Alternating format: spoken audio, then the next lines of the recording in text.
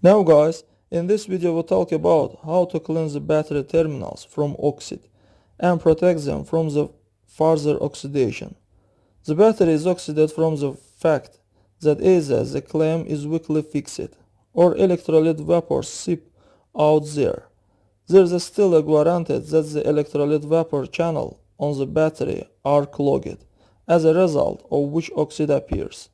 Many people cleanse the clams differently. Same with a regular brush, same with a diluted water and baking soda.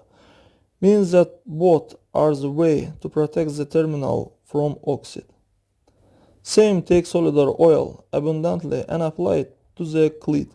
But the fact is that the oil does not conduct electricity well, so that the method is not correct. So we take ordinary felt, cut out the circle and saturate with oil.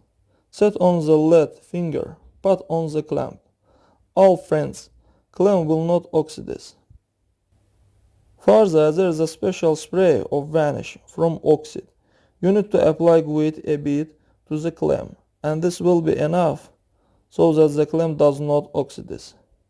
That's all guys, subscribe to our channel and don't forget to put like.